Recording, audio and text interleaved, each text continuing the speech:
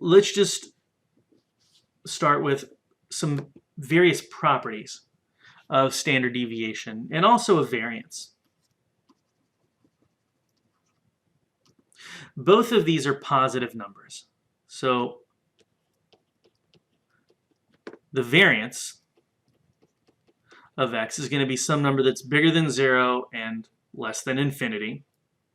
It's also the case that the standard deviation of x is going to be bigger than or equal to 0, and it can't be infinity. What does having a standard deviation of 0 actually mean? It means that there is no variation at all in the data. So real quick, if we had 3 observations, 3 test scores, 80, 80, and 80, well then the average is 80. So each observation has no distance from 80. And so the squared distance, well, squaring zeros becomes zeros. And then the average of these 3 zero numbers becomes 0. So when there is no variation, the variance is 0. Let's say that. Let's write that down. You should write that in your notes. No variation in your data means that the variance is 0, which also implies that the standard deviation of x is also 0, because the standard deviation is just the square root. So square root of 0 is 0.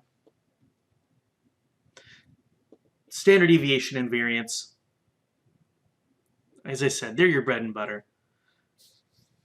Like a lot of other things in statistics, they are also pretty sensitive to outliers and skewness.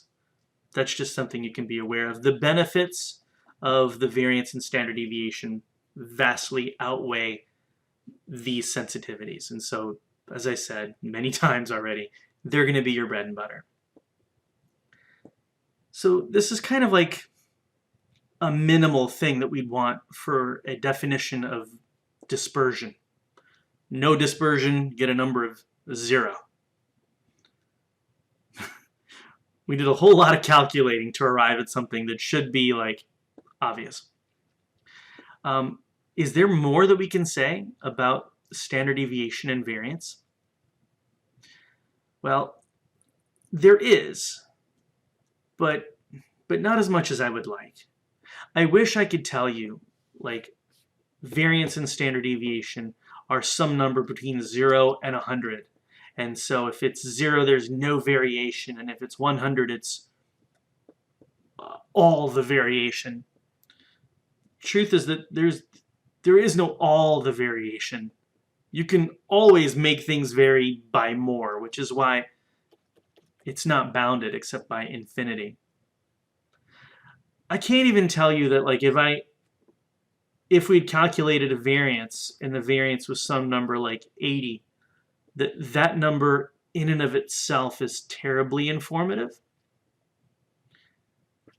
By itself, it's not going to be terribly informative. We need a helper that we can use in combination with that 80. And then we can actually do a whole lot of stuff with it. There's a property of the standard deviation that it depends on the units of the measurement.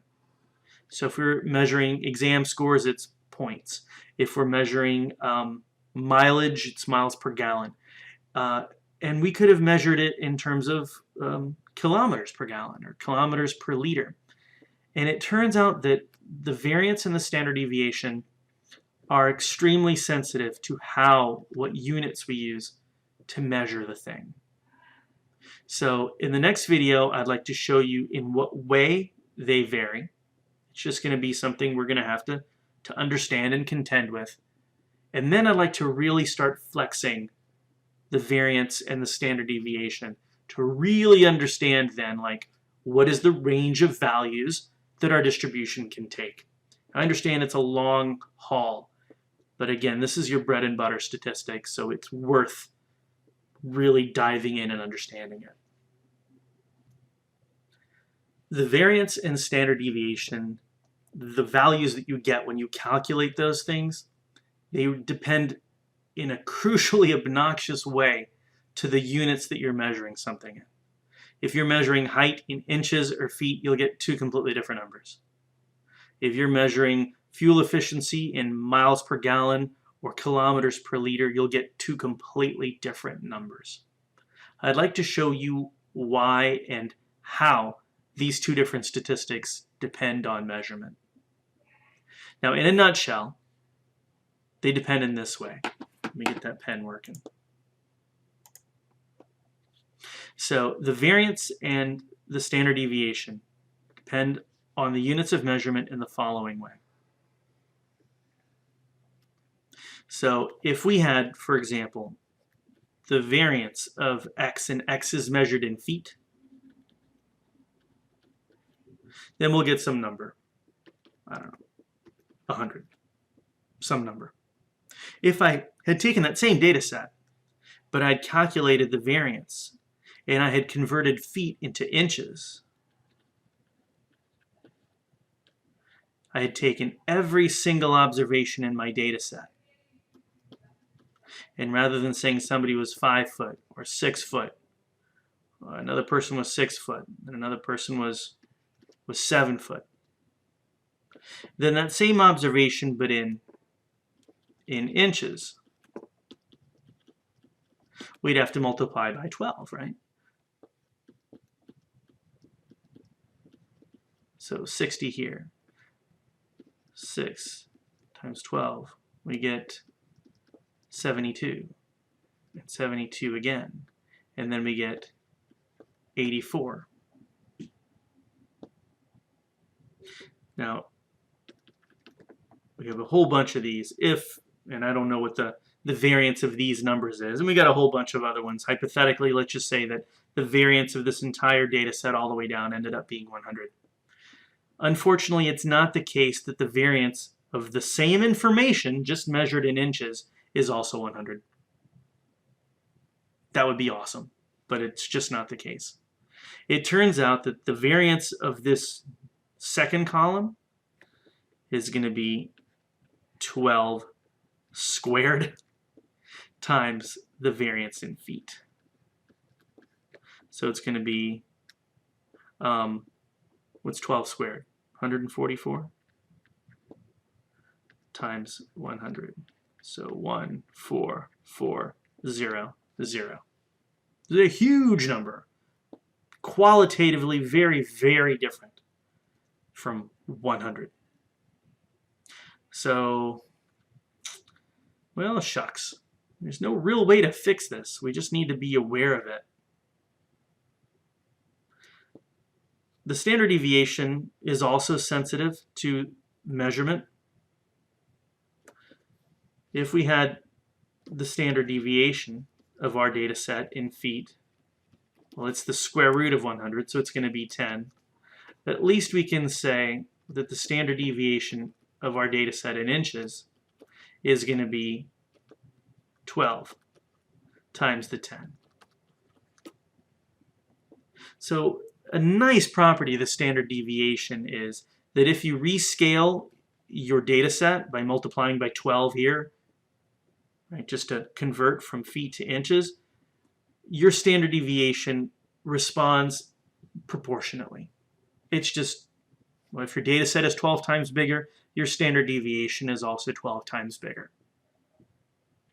Variance responds 12 squared times bigger, and well, that's confusing. So that's one reason why statisticians really love the standard deviation. It's scaled down. It doesn't have that squared term in the formula because we took the square root, and so that squared term doesn't come back to haunt us. It's gone. Now, I'll show you in a different video exactly where these formulas came from. For now, just know that it's true. that if you have the variance of something, but then you rescale it and you multiply it by 12, or convert from feet to kilometers, you have a conversion factor, you multiply all your data by some constant, A, then what that does is you have to multiply the original variance by the square of that conversion factor. For standard deviation, it's just a little simpler. You just scale up the standard deviation in the same exact way that you scaled up your data.